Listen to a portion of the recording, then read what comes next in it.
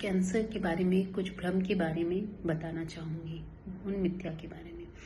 सबसे पहला और मुख्य मिथ्या, कैंसर बायोप्सी करने से फैलता है?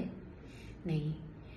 अगर मैं आपको ये कहूँ कि कैंसर की बायोप्सी, कोई भी ट्यूमर की बायोप्सी करके हम उस इलाज के लिए सही डायरेक्शन में पहली सीढ़ी चलते हैं, तो ये कहना गलत नहीं होगा। अगर हमने उस ट्यूमर के बारे में जानकारी ही नहीं सही पाए तो हम उसका इलाज कैसे कर पाएंगे। बहुत सारे लोग होते हैं जो स्क्रैप साइटोलॉजी या आपका बिना बायोप्सी के इलाज ले रहे हैं, असर नहीं आ रहा है, तो वो सही नहीं है। बायोप्सी करना सबसे इम्पॉर्टेंट एंड मस्ट है। बिना बायोप्सी के अगर कोई भी ट्रीटमेंट दिया जा रहा है तो that is not the standard treatment. Second चीज, जो भी पेशेंट जिनका की रेडिएशन चलता है, उनका मान लीजिए मुंह का रेडिएशन चल रहा है या बच्चेदानी का चल रहा है या प्रोस्टेट ग्रंथि का चल रहा है, तो उसमें एक ये भ्रम होता है कि क्या हमारे बाल चले जाएंगे।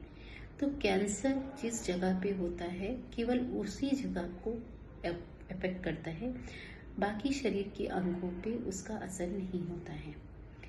तो अगर आपका सर्विक्स का ट्रीटमेंट चल रहा है, एंडोमेट्रियम का चल रहा है, ब्रेस्ट का चल रहा है, तो उसकी वजह से, रेडिएशन की वजह से बाल नहीं जाएंगे। लेकिन हाँ, कुछ कीमोथेरेपीज होती हैं कुछ तरह की जिसमें बाल जाने की संभावना रहती है, बट रेडिएशन के द्वारा बाल तभी जाएगा अगर आपका ब्रेन ट्यूमर का इलाज चल रहा है, तो उस पर्टिकुलर जगह का बाल जा सकता है। तीसरा, लोगों को ये भ्रम होता है कि हम रेडिएशन करके निकले तो क्या हम अपने घर में बच्चों को साथ बैठ सकते हैं, खा सकते हैं, पी सकते हैं, बच्चे को गोद ले सकते हैं। तो जी हाँ, बिल्कुल। आप जब रेडिएशन मशीन तभी तक ऑन रहती है जब तक आप ट्रीटमेंट मशीन के अंडर रहते हैं, ट्रीटमेंट यूनिट में रहते हैं।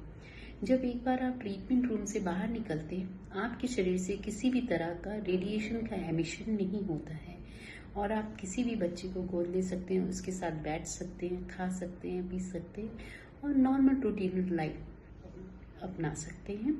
उसमें रेडिएशन की तरफ से कोई कंट्राइंडिकेशन नहीं है। Thank you.